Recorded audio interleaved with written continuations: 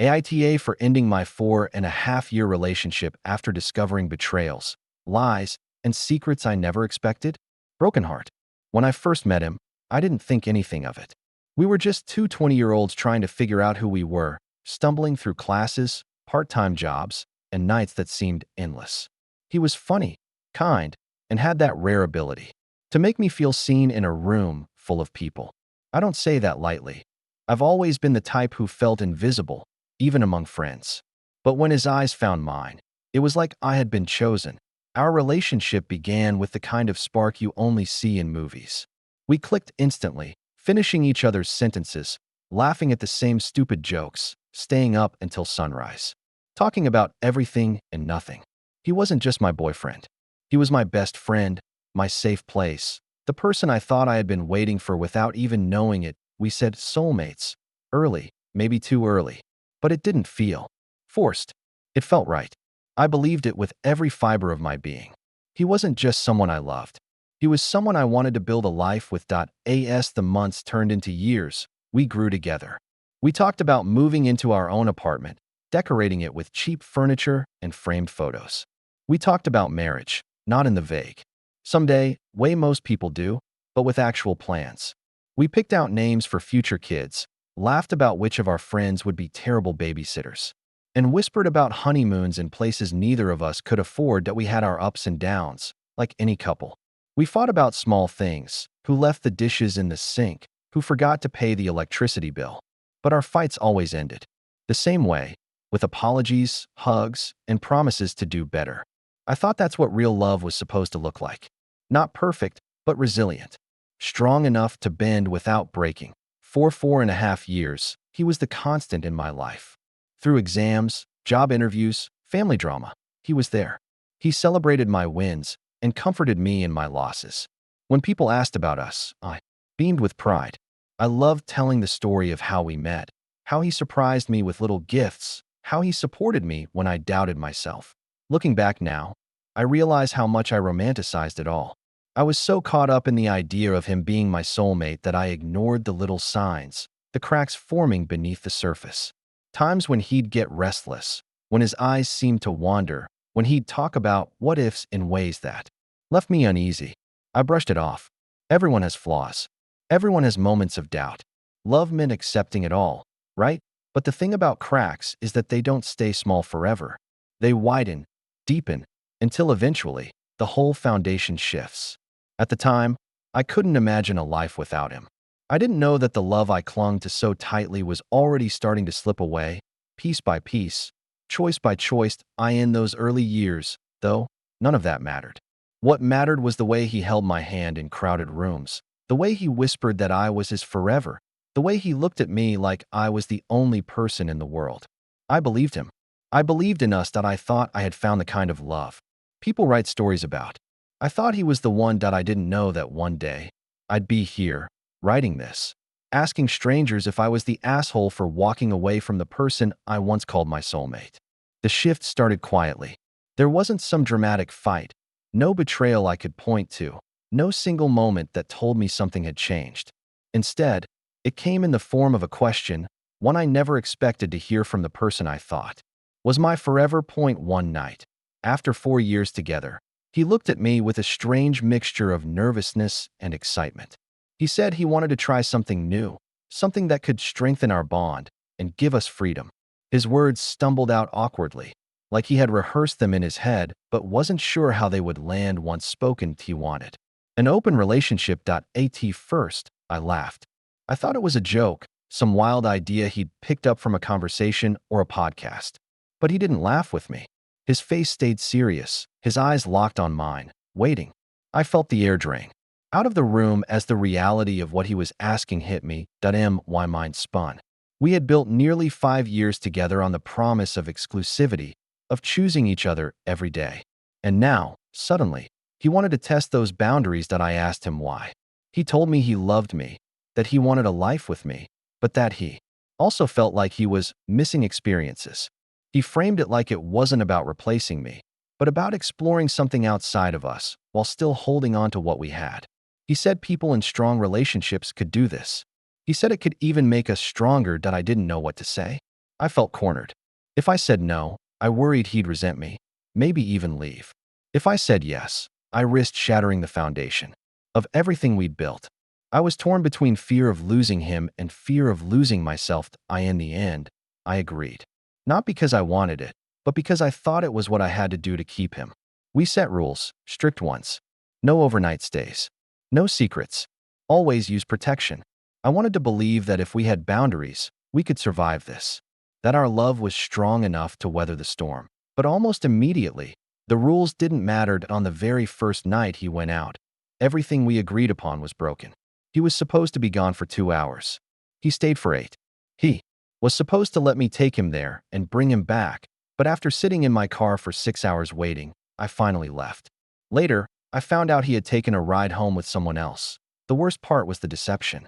He handed his phone to the other person, making me think I was texting him when I wasn't. Messages I thought were from him, updates, reassurances, weren't his at all. It was someone else, on the other end of the phone, mocking the very trust one had given. I remember sitting there in my room, reading those messages, feeling my chest tighten. It wasn't just about rules being broken. It was about trust being shattered.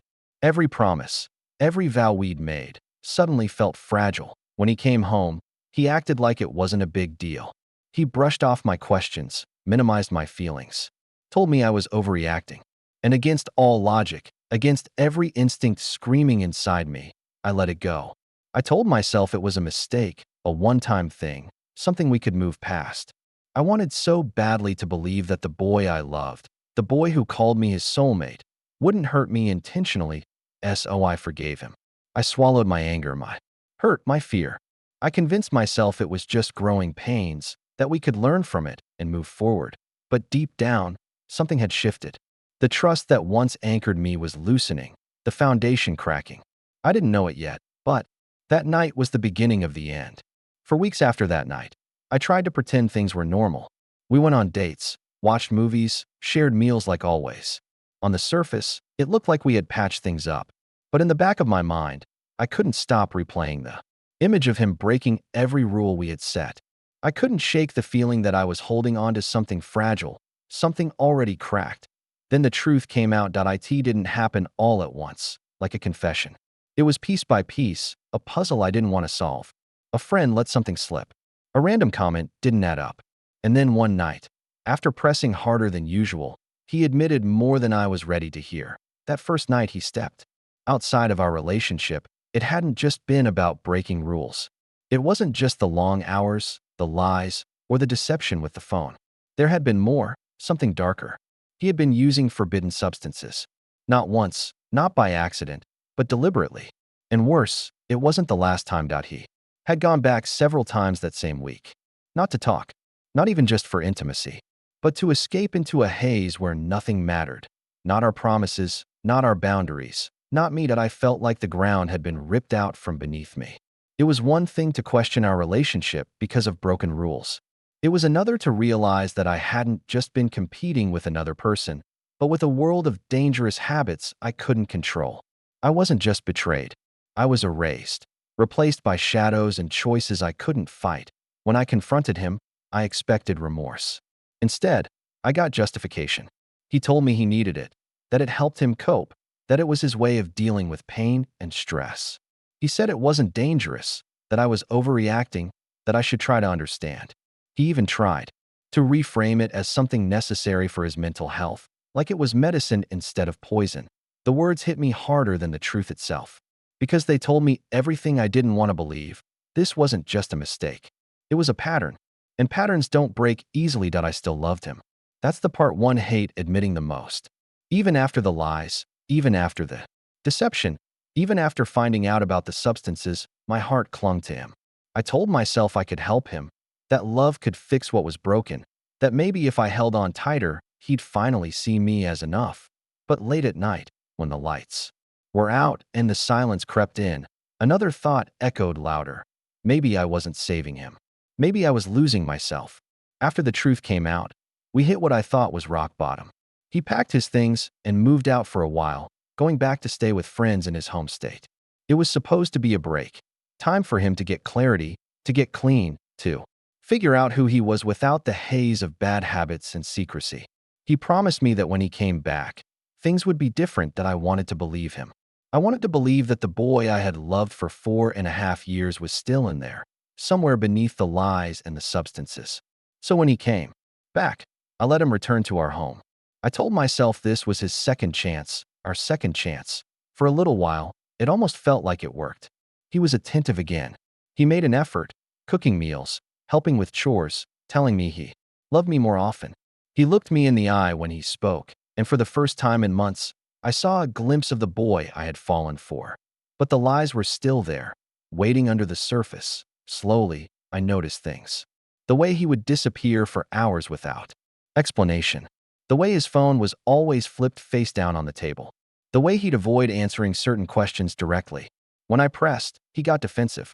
He'd raise his voice, accuse me of being controlling, tell me I didn't trust him enough. One night, I found hidden stashes of the very things he promised to give up. It shattered me. When I confronted him, instead of apologizing, he doubled down. He told me I was the problem, that I was judgmental, that I didn't understand him. He said it wasn't dangerous, that it was just how he coped. The worst part wasn't even the substances themselves. It was the way he twisted everything until I questioned my own reality. Somehow, every conversation ended with me feeling guilty, like I was the one ruining us. He told me I was overreacting, that I made him feel like a criminal in his own home. He'd spin the story so well that sometimes I even believed him. And then came the moment that finally broke something inside me. My mom, who had always been supportive but cautious, sat down with him one afternoon. She told him, gently but firmly, that he needed help, that what he was doing wasn't sustainable, and that if he wanted to keep our relationship, he needed to change. Instead of hearing her concern, he lashed out. He looked her in the eye and called her a piece of garbage to her face. I stood there, in shock, torn between defending my mother and calming him down. My heart ached with the realization this wasn't just about me anymore.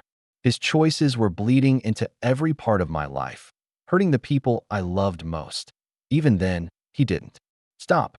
He insisted he was fine, that he didn't need doctors or therapists or medication. He said he already had something that worked for him, and he wasn't going to trust government pills over what he claimed made him feel better. I realized then that I wasn't just fighting for our relationship. I was fighting against a wall that didn't want to move.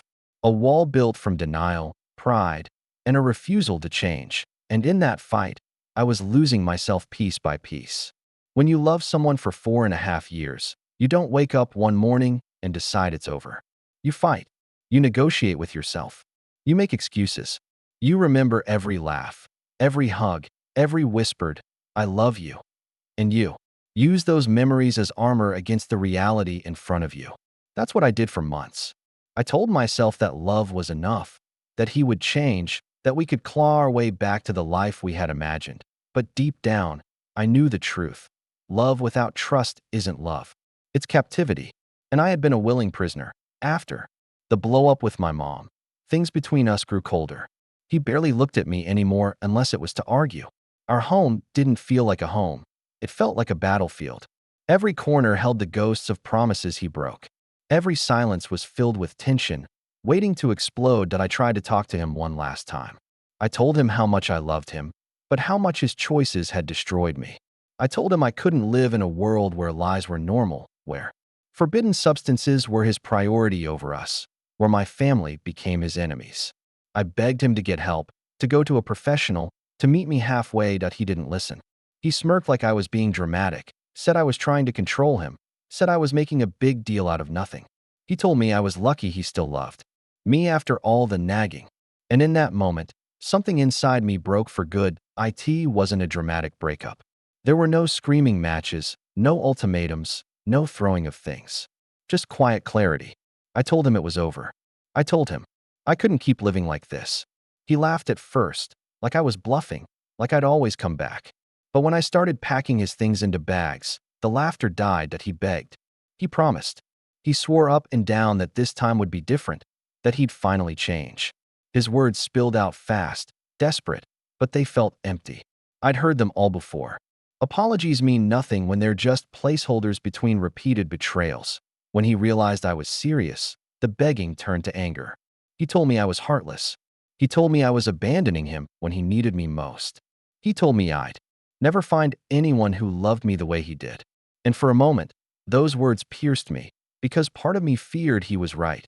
But then I thought about the version of myself I had become with him. The girl who stayed up all night waiting in her car for someone who didn't care about her boundaries. The girl who dug through lies just to find shards of truth. The girl who defended a man who insulted her own mother. That wasn't the person I wanted to be. I loved him. God, I still loved him even as I ended it. But love wasn't enough anymore. Love wasn't worth my sanity, my dignity, my safety. So I ended it. It's been weeks now, and I feel both free and broken. Some mornings I wake up and want to call him, to hear his voice, to believe one more time. Other mornings I wake up and breathe easier, knowing I no longer have to live in a cycle of lies. Healing isn't linear. It comes in waves, and I'm still learning how to stand in the tide without drowning. I don't hate him. I don't think I ever will. But I can't save him. I can't carry the weight of his choices. I can't love him into being someone he doesn't want to be. So here I am, telling strangers what I can't admit to most of the people in my life.